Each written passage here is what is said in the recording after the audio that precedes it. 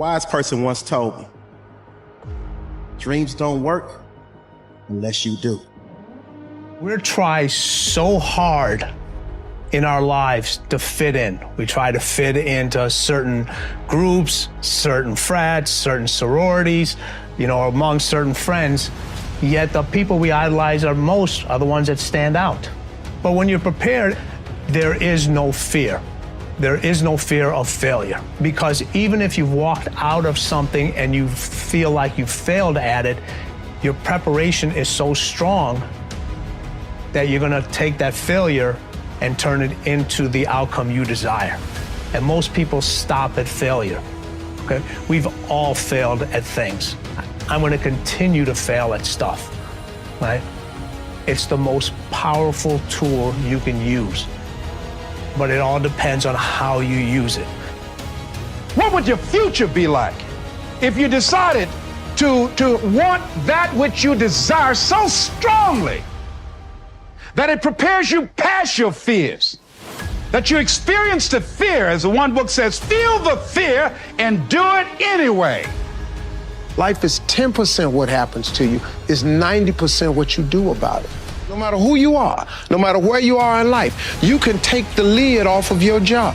And if you're wondering if you still have the lid on in your life, here are some clues that's gonna let you know that the lid is still on. If you're not excited about waking up in the morning, if you're sitting around bored out of your mind, if you got time to do everything anybody asks you to do, you probably got the lid on. If when you tell your dreams to all your friends, it makes sense to them, you got your lid on, man. Your dreams should not make sense to everybody. You gotta say something that make people go, how you gonna do that? That's when you got the lid off. And if I were you, I'd do that. I'd take the lid off. Makes sense to me, don't it? You're always gonna get ready to get set to get going. What we've gotta do is, boom, just like that, move into action. Every time you remember your dream, you're removing some dirt. You're digging it back out. The true mark of a champion is even though some dirt gets thrown on your dream, instead of letting it get buried, you keep shaking it off. You keep moving forward. You keep looking for a new opportunity. You wouldn't be having that opposition if you didn't have something great in you. If your dream wasn't alive and on track, right on schedule to come to pass, you wouldn't have so many things coming against you. That dream is still alive. You may have tried a year ago, 5 years ago, or 40 years ago. Didn't work out. Nobody was there to help you. Go back and try again. This is your time. This is your moment. Your destiny is calling out to you. Can I tell you, your dream is not dead. It's just not in season. Your time is coming. Promotion is coming. Good breaks are coming. Promises you've been standing on. Dreams you've been praying about. Lack is not your destiny. Constantly struggling, barely getting by is not the end of your story. These light afflictions are for a moment. The adversity is temporary. The glory is eternal. Lord, I believe this is my year to get healthy and whole. This is my year to meet the people of my dreams. This is my year to go further in my career, to step into a new level of my destiny. This is my year to accomplish dreams, to break free from this depression. This is my year to meet the right people. This is my year to get healthy and whole. This is your year to see double. This is your year for vindication, for restoration, for new beginnings. Now get your mind going in the right direction.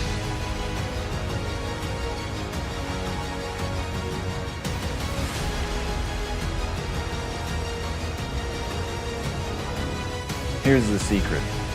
The people that do the most with their lives, the people that seem the most self-assured, the ones that seem to embody confidence, the ones that seem to define confidence, they're the ones that had to face down the most fear.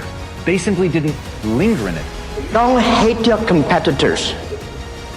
Respect your competitors, learn from him, had a very important person in my life come to me and say, who's your hero? And I said, I don't know, I got to think about that. Give me a couple of weeks.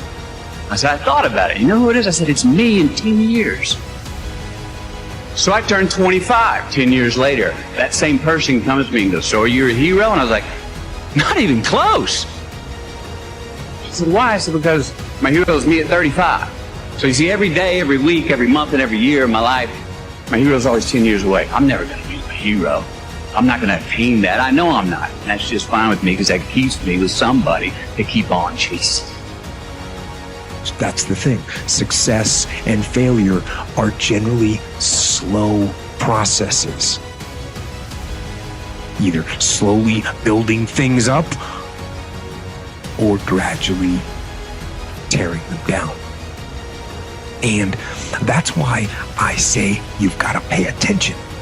You have to watch. You have to watch every single second.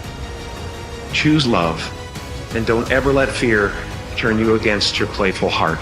I believe in manifestation. I believe in putting a rocket of desire out into the universe, and you get it when you believe it. You get it when you believe you have it, and that's the key. We want to get really sensitized, acutely sensitized, sensory acuity, to whether what we're doing is working or not. And by the way, sensory acuity is really the measure of a person's intelligence. What I mean by that is, how do we measure intelligence? Intelligence is a measure of the number and quality of distinctions you have in a given situation. You can handle this, you just haven't figured it out yet.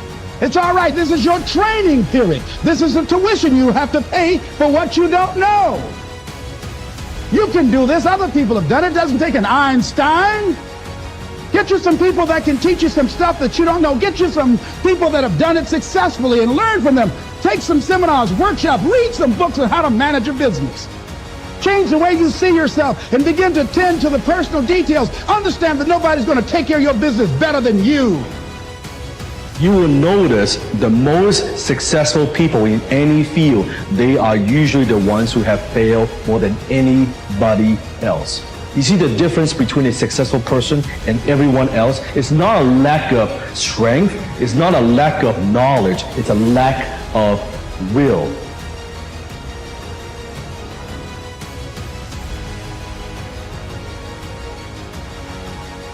You must experience what this life is totally, isn't it?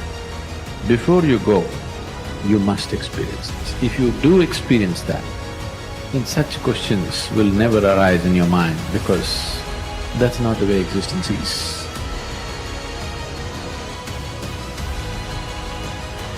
It's up to you in a world where we're taught to look outside for answers, for a job that will make us happy, for money that will make us happy. The answer is within. We already have it. We already have the answer, but will we unleash it? Will we give it? Will we own it? Will we truly reinvent ourselves to become the people that we're capable of becoming?